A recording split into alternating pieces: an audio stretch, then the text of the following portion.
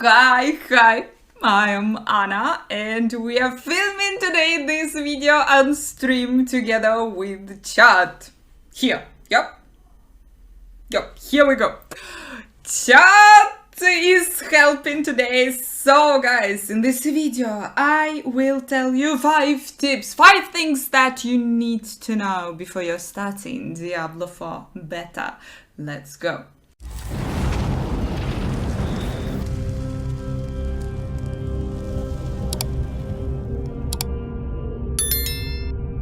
First thing, and the question that everyone is asking, which character should you start? Guys, first of all, Diablo 4 beta, there will be early access beta, and early access beta will be available from 17th of March, and there you will be able to play 3 characters: Rogue, Barbarian or Sorceress. So if you don't know who you wanna start, how, why and what you will be doing there in Diablo 4, if you never played Diablo games, start Sorceress. Sorceress has a clear path of progression. Sorceress has absolutely native way how you are building your character. Sorceress has 3 main elements: lightning, cold and fire, and in your skill tree you can just follow the path, follow one of the elements and you will be strong and powerful and awesome, amazing. Rogue and Barbarian, they don't have such a clear way how you should progress, which skill should you choose for your character. That's why Sorceress here will be a little bit easier, a little bit better for you. Rogue is choice number 2 after the Sorceress. Rogue is absolutely OP, absolutely insane character, and you will have a lot of fun. Rogue was a gigantic surprise for me. I'm not a fan of this fantasy, but still Rogue is wild pleasure.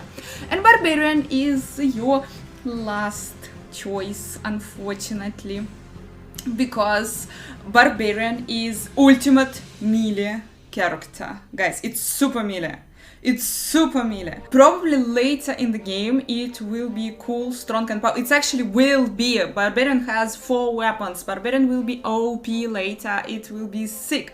But in the beginning we are able to play only till level 25. Until level 25, Barbarian running around all melee.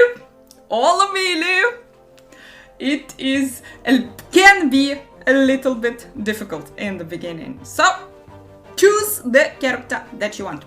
Later, in the early access, in the open beta, so 1 week later, from 24th of March, you will be able to try Necromancer and Druid. And here, guys, go for the fantasy. Who do you think is better? Who do you think sounds more interesting for you? Necromancer is the commander of army of skeletons. Druid is a shapeshifter. Druid is shapeshifting into wolves, shapeshifting into bear. Druid also controlling the nature, summoning the hurricanes, summoning the boulder. So all of those kind of things. Those characters, we will be able to try them for the first time. We will be able to see them for the first time. So yeah, choose what you want, what you desire. Necromancer is more a pet based class, so you will be summoning an army of skeletons and you will be dealing the damage via skeletons. Necromancer is also absolutely really tough, because once again, monsters attacking your skeletons, you're staying behind, no one can touch you. Awesome. Druid can summon 2 wolves, but still it's not the army of skeletons, kind of. And here we're going to the next tip. Guys, I told you that Barbarian is super melee. I told you, yeah, I told you. And here is one wonderful fact about Diablo 4. In Diablo 4, you will be fighting monsters. What a surprise.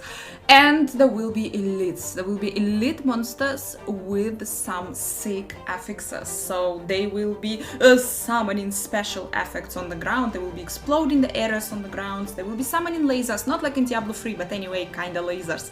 And one of the affixes on the mobs, and by the way, yes, there will be wallers, but we are not talking about the wallers.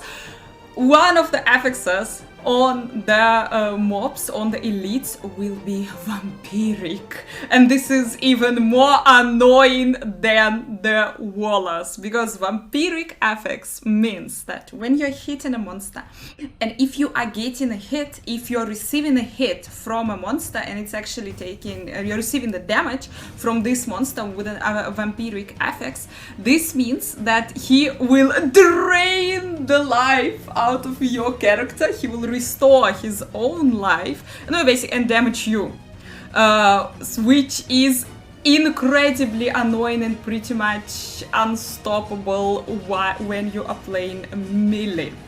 Because, well, guys, to be able to hit a monster, you need to go to the monster, and you need to be melee. You need to be really, really close to the monster, which is causing you constantly getting hits, and monster is life stealing from you. You are not life stealing anything, but the monster will be life stealing from you, which is sad.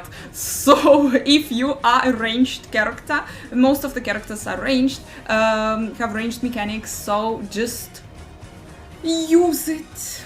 Stay far away from vampiric monsters and attack from far away. Be aware that they will drain the life out of you. Vampiric affix, it looks like, well, vampire thief. If you are a barbarian and you see a vampiric monster, just run. Save yourself, run! And everything will be fine. The next tip for you, and here is also the answer to the ultimate question: how fast you will be able to reach level first 20, then level 25. Because on level 20, guys, you will be able to unlock the wolf pack, the wolfie, the ultimate wolfie that will be your wonderful transmog in the game after launch. And on level 25, you will be able to apply for, guys, I don't believe that I'm saying it out loud, but if one of your characters will reach level 25 during the beta, you will be able to apply for a chance to put your face in the Cathedral of Diablo, on the actual character in the Cathedral of Diablo in France. There is a Cathedral of Diablo in France, and you can win your face there. So guys, we'll put a link in the description with all information about this insane thing, but well, you really want to be level 25, to reach level 25 during the beta. Well, so I played content creators test back in November, and I reached level 25. It took me first time, but guys, I was playing really, really slow. I was watching all the cinematics, and I was pretty much exploring everything around. I was bird, cool. Pretty much like this. It took me 7 hours, approximately 7 hours to reach level 25 on my character, including side quests, including, all of this. Wow, what's going on? You will be able, probably without taking notes, also like 4 or 5 hours, you will be able to reach level 25 on your character. How to do this? You need to follow the story. By following the story, you are progressing, you are getting XP, you're completing the quests, you're completing the dungeons also by following the story. And besides following the story, also a good place where you can get XP is, well, dungeons. Complete the dungeons, you will be awesome. Besides that, if you're playing in a party, if you're teaming up with someone, especially if you have 4 players in your party, you are getting an XP buff. So in a party, you are leveling faster. Consider it if you want to try all the characters, if you want to level all the characters till level 25. What else can you do to progress faster, especially to progress your next characters faster? And here is the next tip for you. Guys, pick up the Altars of Lilith. Altars of Lilith, these are little statues on the map, and when you see them, you definitely need to unlock them and definitely need to pick up them. So far, we find out that in the Fractured Peaks, the area that will be available during the beta, you will be able to find 28 altars, and altars are unlocked keying the buffs first on the character that you are playing currently right now, but also they are giving you the buffs account wide. It is allowing you progress faster, to level the next character faster. And that's why, guys, don't skip the Altars of Lilith. Definitely pick them up. If you see one, go there, spend the time. If you see that you need to a little bit walk to the altar, definitely pick it up, definitely unlock it. And the ultimate tip, guys, you're playing Diablo 4, you are in the beta, you're leveling your character. What should you pick up? Which items should you pick up? Which items should you wear? How not to lose your mind in all of those stats that you will see on your items in the game? Well, guys, first of all, pick up everything. In the beginning, definitely pick up absolutely everything. You will be, whatever you are not wearing, you will be salvaging. It also will be giving you the materials. For what stats you need to go and how not to go nuts. Okay, first of all, in the beginning, your items will have those arrows, green arrow, red arrow, basically meaning the item has higher item power or higher armor, and it will be just showing you the basic stats, the higher basic stat basically. And you in the beginning, first 10 levels, easy peasy, just look at this, it has a green arrow, okay, you're equipping it, it's amazing. Later, when you already progressed a bit in the game, you unlocked already different skills, well, here it's time to think. On characters in Diablo 4, you will have, your skill tree. And the first two skill clusters, they are the same on absolutely every character. First you have your basic skills, then you have your core skills. And your basic skills, they are resource generators. Your core skills, they are resource spenders, and they are, insane. They are usually really, really OP, really, really powerful. And that's why, guys, on your items, you are clearly can go for some stats like increase damage of the core skills, that will be amazing, or increase damage of the particular skill that you are using right now on your character. That would be sick.